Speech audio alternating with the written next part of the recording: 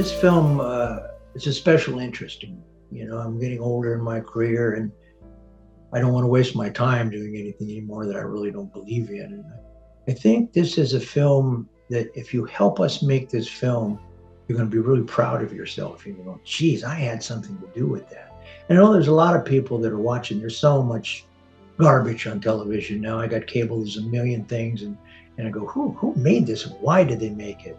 I think that anybody that's involved in this project is really going to feel good about being a part of it.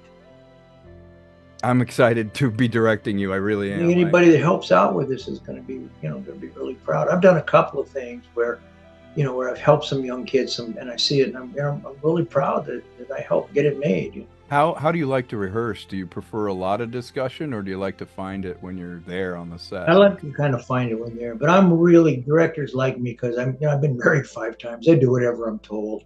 I go on these jobs and people go this and I go, look, I'll be on time. I'll do what I'm told. It's somebody like you. Once I read what you're doing and have trust in you, you're not going to get a lot of crap from me. And reading this project, I realized that, somebody really did their research and reached out, And what really resonated with me is that the setting wasn't just window dressing, where it's like, hey, we're going to do this Native American thing. It's like, it's intrinsic, and it's about him being in 2 worlds, and that supernatural element of it makes him confront who he is and what he's doing. I was like, that's great, because we're all human. Like, we all have these stories. I tell people, don't write a Native story. Write about the human condition. Yeah. And this story intrigued me because, there's long histories of the Sky people coming down and giving gifts to indigenous people of knowledge and wisdom, and they were greeted with such love and revered. And I think in today's climate, that wouldn't be the way that these people would be greeted. And the thing that really got me about this is a relationship between a grandfather and a grandson. There isn't anybody out there in any culture that can't relate to an older person trying to hand down some wisdom and some cultural history to somebody younger, hoping that they don't make the same mistakes and maybe they did, or just helping them try to navigate into being a healthier, stronger, older person. The important relationship between an older man and mentoring a younger man, passing that on. Like the cultures that respected their elders and knew that there was that wisdom, they were much more centered. There was much more of a connection. We were all tribal people over time. There's no wisdom to any particular race. Just as some of them lost their original instructions. That's right. I like the way you said that. Their original instructions is very true. One of the elders told me one time, he said, you want to find out about any culture, find out what they eat, what they find holy, and what they find funny. Like, I'd love to ask, like Iraqi guys, tell me a joke, really. That's great. When you're acting, you have a background as a painter. And and I'm an old musician. I was a studio. I played with everybody from Earl Haggard to Etta James. Where I got tired of being on the road. Yeah. Yeah. What do you play? You play guitar? No, I'm the worst guitar. But I left home really young, and I didn't want to take the guitar; it was too heavy. So I took the violin, and I headed towards New York when I was a kid, and truck drivers would drop you off in a cornfield somewhere in the middle of Nebraska, and the next ride might be 4 hours. So I'd sit and play that fiddle, and I got good. Like, I'm excited to be directing you in Paleface, and one of the things that I've been working with Bill about is like dialogue's everything, and revealing characters everything, and if it's not there in the page, I told him, a movie's made 3 times. It's the script, it's you shooting it, and then what they do in the post process when we edit it and do it. But you have to have an actor's back. You've got to have it where they feel like they can throw down, and they're giving you their A game, but you're catching it, because so many people wait, and they'll shoot your backside for hours and then come around for one close-up when that's when you're delivering your line and what you want. And there's nothing more frustrating for an actor going, I've been throwing down great performances for hours here and you haven't been catching it. So it's super important how you create an environment where it's like, hey, if I throw this down, he's actually getting it.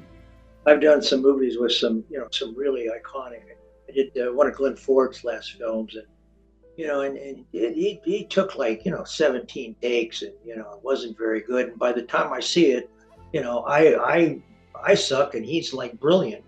I realized, oh, they can fix this stuff. it took me a long time to just relax. Yeah. I mean, That's important, isn't it? Relaxing. And I do a lot of voiceover work, and it was really interesting. I had to learn to be really interesting with my voice, and it didn't matter how I looked, or so that really taught me how important it was what I was saying.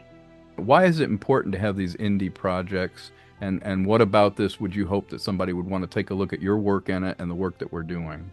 Well, again, I'm a storyteller. I come from a long history of storytellers.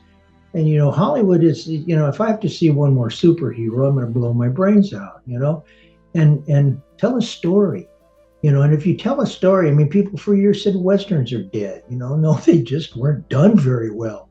And then, here comes, Unforgiven or Yellowstone or something, and they're huge hits because they touch the human condition. And that's what this piece does. That's what I found out about. And it's also about, we've become very compressed in our thinking, I mean, we live in a very small planet in the Bakersfield of one universe, and what they say is an endless amount of universes. So the possibilities of what else is out there is endless, and if you don't open your mind to that, and again, it's like reevaluating when we do experience what's out there, how are we going to react to it? And I think that there isn't any culture and any religion that doesn't understand patience and kindness, and that's what this has a lot to do with it. We've kind of lost our way, and again, it's nothing cultural. It just has to do with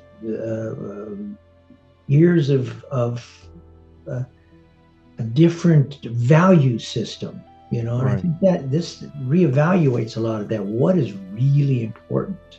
I'll learn little tricks and I'll learn things from you. That's the fun part of doing this. Like the hard part's finding the money and doing all that, but the treat to it is meeting the people and getting to play and create that stuff. And every time I get to meet someone like you and get mentored by them and hear stories, I just love it because it makes me better as a person, which makes me better as a director, I think. Well, I from talking to you now, I'm twice as excited to work with you. There's some directors, they'll push you around just like furniture, which is okay. It's everybody does something in their own way. Right.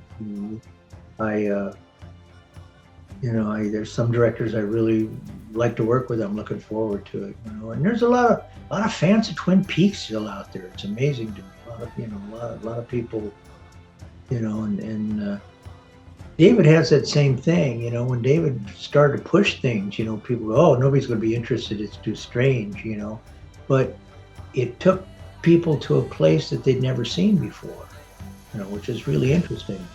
You're right. We've become disconnected from the experience of being alive. Yeah. And I think this will touch people. I mean, it's like I said, I'm always looking for the story. Yeah. And when you tell the story and it's a good one, you're gonna make some money. A lot of these little films, and people go, oh my God, how come we didn't see that? They get passed around the table many times. Well, you're looking for something that happened before, that you want to copy, or you're just not paying attention.